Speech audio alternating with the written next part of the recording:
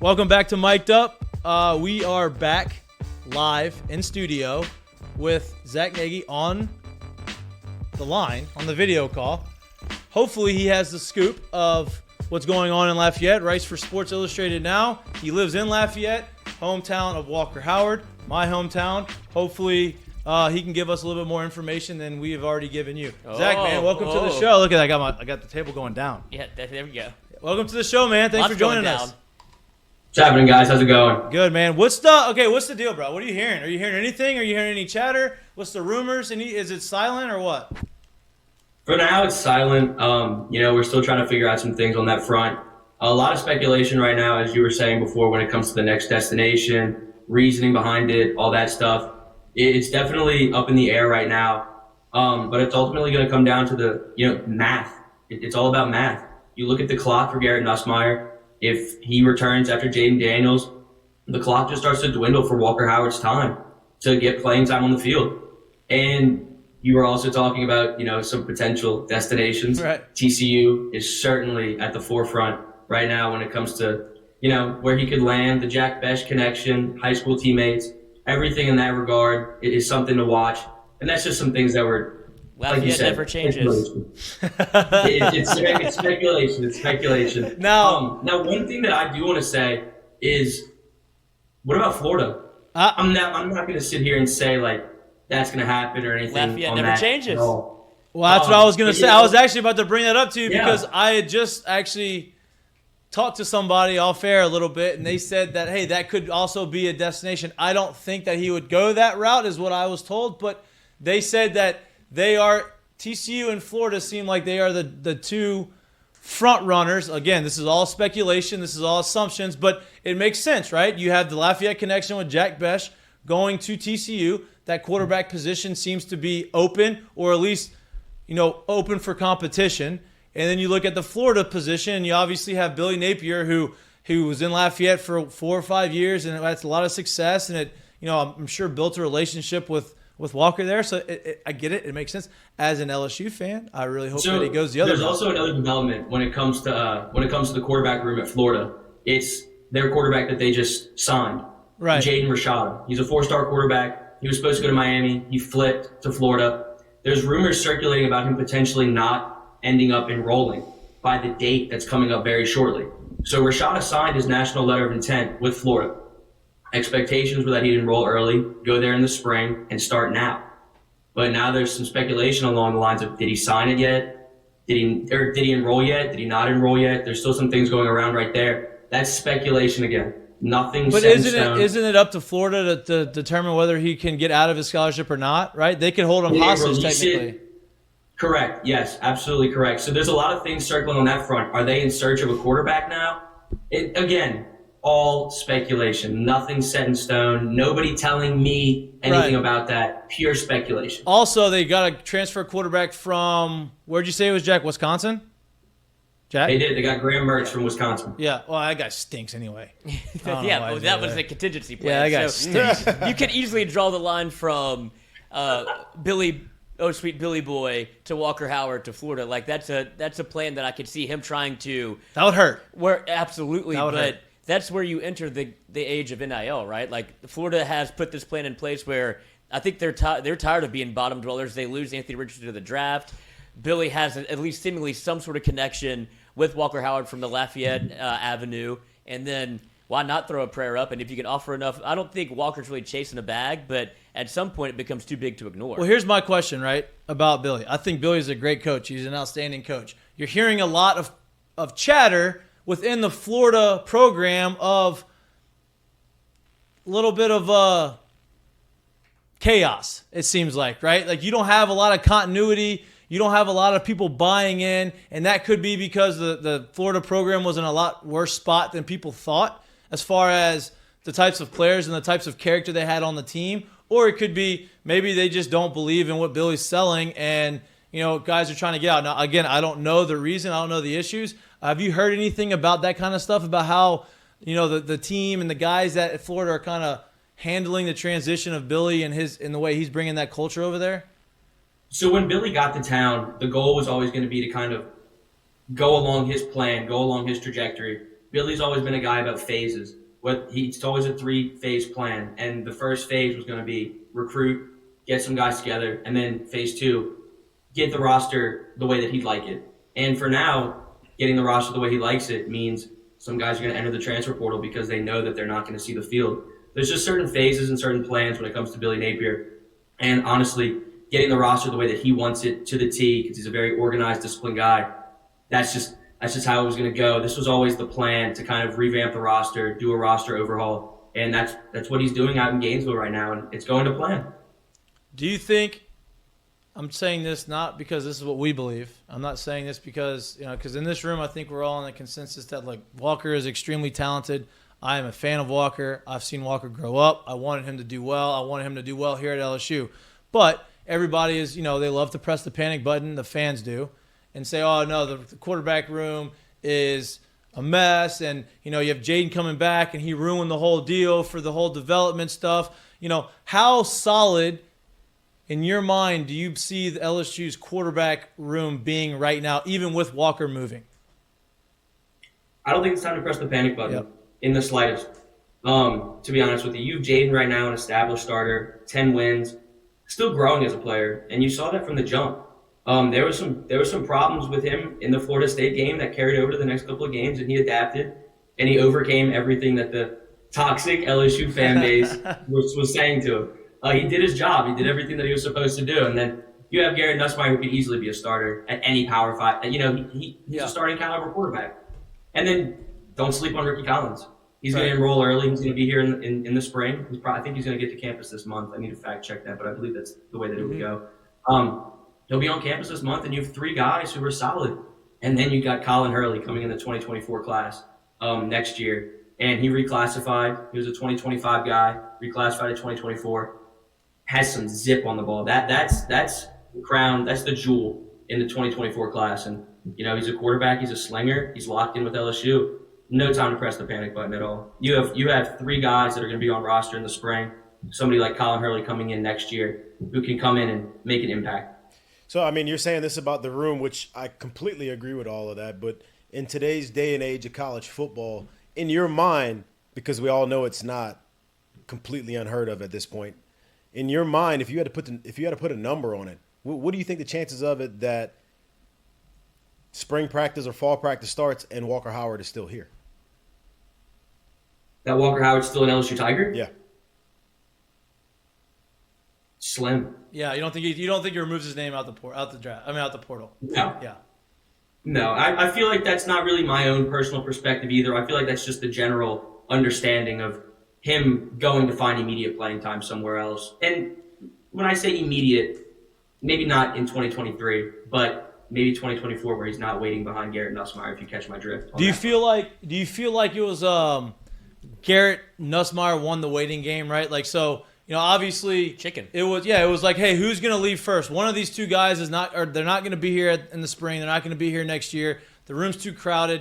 One of these guys are going to be the starter. One guy is going to move on. It felt like Nuss was going to be the guy to move on and transfer, and Walker was going to wait his time as a redshirt freshman and start as a redshirt sophomore and have technically 3 years of eligibility left to be a starter. Now, whether he exhausted that eligibility or not, that was to be seen. But it feels like after the second half of the Georgia game and the way Brian Kelly used Nussmeier in the bowl game and how efficient he was and how well he played, it feels like, okay, well, maybe that Brian Kelly just tipped his hand and said, okay, we believe in this guy a little bit more than we did earlier, and he's going to be the guy, and he's going to wait his turn. He's going to be the starter for 2 years if he wants to, and then Walker just moved out. Does it feel that way? I feel like that's a great way to look at it, but there's always a second perspective that you can do as well. I think now you have to put your foot on the gas to make sure that Nussmeier is an LSU Tiger come next fall. This first transfer portal window closes. I believe it's January 19th is when that first window closes. There's a second one that comes in the spring as well, as everybody knows. I think you have to keep your foot on the gas to ensure Garrett Nussmeier this is his team once Jaden Daniels is gone. I believe the general understanding now is Nussmeier's going to wait it out, wait behind Jaden Daniels, compete for a starting spot, obviously, right. But ultimately wait your turn again behind Jaden Daniels, and this is your team in 2024. But at the same time, you keep your foot on the gas for Garrett Nussmeier. you need to make sure that he stays on this roster, because if he's not, you're in a very difficult situation, come the regular season in September. Right. And that's the thing you're most afraid of if you're a part of the LSU staff, where you end up having – look, it feels like Brian Kelly did a phenomenal job of keeping everybody in the boat last year whenever he was able to keep Miles Brennan for as long as that was, like get him out of the portal, back to school. You bring in Jane Daniels late, and you had Nussmeier in the boat because he wanted to compete for playing time. And it feels like Brian Kelly wanted to do that exact same thing, but it's with a different caliber of talent. No shot at Miles Brennan, but you brought him out of the portal after he hadn't played for 2 years. And then you have a Walker Howard where I'm not going to play the waiting game. I'm not going to wait until spring, because if I can go get spring reps somewhere else, that means I have a chance to start. If I get spring reps at LSU, I'm just trying to move up one in the depth chart. And so it feels like that you kind of left your hands tied a little bit with not being able to run it back the way you wanted to if you're Brian Kelly. Yeah, completely understandable. There's a lot of different factors that are going to come into this. And honestly, you hit the nail on the head. There's nothing for me to even add on that. Absolutely. Good job, Lloyd. Look at thank that. you, yeah. Look at that. You just took the words right out of his mouth. That's Answer my own unbelievable. question. Yeah, I can't even comment on that further. Redemption. Good stuff. I mean, it's just there's a lot of panic. There's a lot of questions. There's a lot of things that people want answers to, right? And I don't think everybody's going to get their answers. There's going to be a lot of speculation unless Walker comes out and gives an interview, or Brian Kelly comes out and says something specific about why he left and what went into the decision. Now, here's my next question, is staying in the quarterback position, right? He leaves. Jaden Daniels is the clear starter, right? Nussmeier has put up some good numbers. He's had some flash moments here the last couple games. What are the chances? And I don't, I'm not going to tell you my opinion. I'm going to let you talk before I give my 2 cents. But what do you think that you said they'd have to put the pedal to the metal, basically, of keeping Nussmeier here, keeping him happy. What are the chances you believe that they could play 2 quarterbacks throughout the course of next year? I'm going to go with slim to none. Brian Kelly was very adamant about not believing in a 2-quarterback system. Sure, he did it in the bowl game to give Garrett Nussmeier some reps, boost his confidence. Big mistake. Perfect. Let him get some reps under his belt just in case, because you never know what could happen next year. But as for the 2-quarterback system, that's never going to be Brian Kelly's decision. He would never do that. He's stated that he would never do that. He could always backtrack because he has 2 elite quarterbacks, but for now, no, I would say that that's not going to be the case. Yeah, I mean that's just that's the. That would be the only way you feel like you have to pitch it like that. I don't think so, because I think Nuss is in the position now where he said, you know what, I'm here. I was a redshirt freshman this year. I'm going to be a redshirt sophomore after next year. I have my junior and senior year to play. I have 2 full seasons plus a little bit of film that I've put on the last couple of years to play and get myself in the NFL. NFL has proven over the last 4 years, drafting older quarterbacks isn't an issue. Joe Burrow is a little older. They have older quarterbacks in the league right now. Like, it's just not as frowned upon, I guess, as it has been in the past. Like, you see, well, not when you got Tom playing and he's 50. Right? Yeah. I mean, you see guys playing in the league that are older. So I think that, getting out of there as a junior isn't as important as it used to be. So I think that he's committed to staying here and just buying his time. And I think Jaden may have a short leash. If he doesn't show improvement on being able to push the ball down the field, I think that leash isn't as long as people anticipate it to be. And I can also agree with that. I think there's a lot of improvement when it comes to Jaden Daniels' game. You have vertical threats all on your wide receiving core. You have Malik Neighbors, Brian Thomas Jr., who is poised to explode in 2023. You have guys who are vertical threats, physical receivers, who need the ball down the field. And if there's one thing that Jaden Daniels struggled with primarily last season, it was getting the ball downfield to his receivers. You saw him show flashes of it towards the back end of the season, but when it comes to top priority things he needs to improve on, it's that. And when you're talking about a tight leash, I think that's a fair statement. I think that's a fair assessment. Lloyd? Yes, when you talk about that, I feel like if, not to put you on the spot, but if there was a scenario in which LSU and the coaching staff had to pick between a Nussmeier and didn't leave it up to the players, wouldn't you imagine that they would have picked Walker Howard over Nussmeier just for not only age and, I don't want to say ability, but ability, and just the time frame in which it, like the construct in which it's built? It feels like it makes more sense to have kept a Walker Howard as opposed to a Nussmeier, because he's up against the clock more than Walker Howard is. You're right. Again, really fair take. but it's not up to the play. It's up to Brian Kelly and it's up to that coaching staff. And Joe Sloan has a great relationship with Garrett Nussmeier, and it's nothing against Walker Howard because they love Walker Howard as well. But Garrett Nussmeier's older. Brian Kelly's proven that he likes to play his older guys. He's not going to be someone who starts a freshman at the quarterback position, even a redshirt sophomore, as shown this year. One of the main reasons why he started Jaden Daniels was because of his experience in the Pac-12 and his experience, on field, and that's just not what Garrett Nussmeier had. So, to answer your question, if it was a locker room decision, I think Walker Howard might have been one that the players voted, sure. But at the same time, they have an immense amount of respect for Garrett Nussmeier, and he's proven what he can do. Him and Malik Neighbors have a great relationship. So there's a lot of different factors when it comes to that. I know I'm kind of steering away from that question a little bit. That was very good. Yeah. He was trying to trap you. That was good. That was Lloyd's good. a trapper. Yeah. So when you talk about the quarterback room for next year, in your opinion, if there were to be a quarterback change made, do you think it'll be based on numbers, like stat numbers, and or numbers of wins and losses? I think it's the SEC. It's wins and losses. I don't think any other numbers matter besides wins and losses. So then that leash can't be that tight if he continues to win, correct? Correct. And I think you saw that this year. Right. There were some struggles in his game, but we were winning. Yeah. After that Florida State game, we went on a run. Obviously, there were some bumps in the road along the way. Right. But Jaden Daniels kept winning. And the more he kept winning, the more this team believed in him, the more this coaching staff believed in him, and the LSU fan base kind of got behind him a little bit. And I know the LSU fan base is different when it comes to Jaden Daniels. I mean, look, there's Trust something to be said. Jaden Daniels, even at Arizona State, had 3 different offensive coordinators. He had 3 different schemes. He came into a 4th one this year. There's something to be said. It's okay, we're going to have some continuity going from one year to the other, right? He had a full year. He put up some pretty good numbers. They won, right? They won 10 games. They outplayed their expectations. They got to the SEC championship game. He comes back in the bowl game, has a really good bowl game, goes into the offseason, and okay, now I have a full offseason with my receivers, with the scheme, with the same coaching staff that I had the year before.